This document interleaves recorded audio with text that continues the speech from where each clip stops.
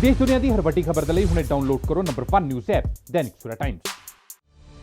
दैनिक सवेरा के मुख्य संपादक शीतल विजय ने नए वर्ष में इसरो के पहले मिशन पर मिली कामयाबी पर चर्चा की है। पिछले दिनों अमेरिका के अंतरिक्ष विजय अभियान में मंगल ग्रह पर रोवर के उतरने की बहुत चर्चा रही, लेकिन जहां तक भारत के इसरो का संबंध है, इसके 3 पक्षीय अभियान ने अपनी पहली बड़ी सफलता 2021 के अपने पहले मिशन में ही दिखा दी। इस समय भारत का इसरो न केवल अंतरिक्ष की पड़ताल कर रहा है, भारत की सुरक्षा के लिए देखभाल कर रहा है, बल्कि इसके अलावा व्यावसायिक रूप से दूसरे देशों के सैटेलाइट भी लॉन्च कर रहा है। अब अपने एक और पक्ष में अकादमिक क्षेत्रों को भी अपने अभियान में सम्मिलित करके उनके सैटेलाइट लॉन्च होने शुरू हो गए हैं। भारत ने नए वर्ष के इस पहले मिशन में एक साथ 19 सैटेलाइट भेजने में कामयाबी हासिल की है। इसमें सतीश धवन सैटेलाइट के अग्रिम हिस्से पर पीएम मोदी की तस्वीर उकेरी गई है और इसमें भगवत गीता भी भेजी गई है। श्रीहरिकोटा के स्पेस सेंटर से रविवार सुबह 10:24 पर ये सैटेलाइट लॉन्च हुए। इसमें एक सैटेलाइट अमेजोनिया, एक ब्राजील का भी था। 637 किलो वजनी यह सैटेलाइट अमेजोन क्षेत्र में वनों की कटाई और कृषि का विश्लेषण करेगा। ये भारत और ब्राजील के अंतरिक्ष सहयोग का साक्षात उदाहरण है। इस समय भारत 34 देशों के 342 विदेशी सैटेलाइट लॉन्च कर चुका है। रविवार को अंतरिक्ष में भेजे गए 18 अन्य सैटेलाइट्स में से 3 यूनिटी सेट भारतीय अकादमिक संस्थानों के हैं, जबकि 14 इसरो की वाणिज्यिक इकाई न्यू स्पेस इंडिया लिमिटेड के हैं। बता दिया जाए कि इकाई से विदेशी सैटेलाइट लॉन्च करके भारत कमाई भी कर रहा है। जहां तक रविवार के सैटेलाइट का संबंध है, इसमें सिद्धू नेत्र सैटेलाइट भी शामिल है। DRDO के इस उपग्रह को इसरो के PSLV-C 51 के कक्ष में तैनात किया। जहां तक सिद्धू नेत्र का संबंध है, ये भारतीय जल क्षेत्र की निगरानी करेगा। इससे लद्दाख के पहाड़ी इलाकों से लेकर हिंद महासागर तक हर छोटी बड़ी गतिविधि पर नजर रखने की भारतीय क्षमता बढ़ गई है।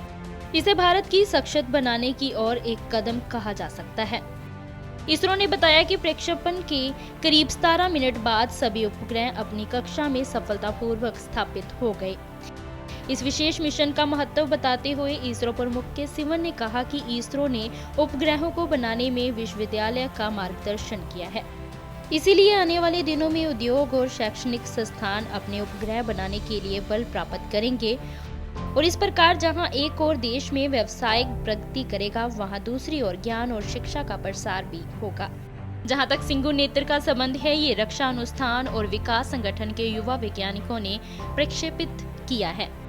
ये उपग्रह हिंद महासागर क्षेत्र में संचालित युद्धपोत और व्यापारिक पोत की खुद से पहचान कर लेगा।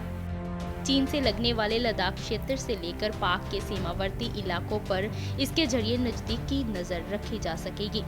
इसके अलावा दक्षिणी चीन सागर, अजर की खाड़ी और अफ्रीकी तटों पर इससे नजर रखी जा सकेगी।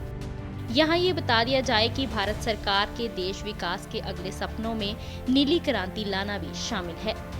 ये नीली क्रांति देश के दोनों तटों के गिर्द फैले हुए अथाह महासागर की उचित देखभाल और उचित संपर्क सूत्र जोड़ने से पैदा होगी। बंगाल की खाड़ी और अरब महासागर दोनों का ही इस्तेमाल इस नीली क्रांति में करने की योजना मोदी जी की है। सिद्धू नेत्र जल क्षेत्र की निगरानी करके इस क्रांति को लाने में देश को सहयोग देगा। यहाँ तक इस प्रक्षेपण का ताल्लुक है, इससे कुछ बातें स्पष्ट हो रही हैं। पहली, इसरो लगातार कामयाबी के डग भर रहा है। दूसरी, इसरो ने देश की सुरक्षा और समुद्र की सुरक्षा के लिए भी सिद्धू नेत्र लॉन्च करके कदम बढ़ा दिया। तीसरा, इसरो द्वारा विश्वविद्यालयों की युवा पीढ़ी को भी अपनी शोध और अपने अभियान में शामिल करके इसको एक अकादमिक विस्तार दिया गया। तीसरा, इसरो द्वारा विश्वविद्यालयों की युवा पीढ़ी को भी अपनी शोध और अपने अभियान में शामिल करके इसको एक अकादमिक विस्तार दिया गया। चौथा ये कि इसरो द्वारा विदेशियों के उपग्रह तो कई दिनों से लॉन्च किए जा रहे थे, अब इस मिशन में अंतर्राष्ट्रीय सहयोग को बढ़ाना भी शामिल हो गया। इसका स्पष्ट उदाहरण भारत और ब्राजील का ये सहयोग है।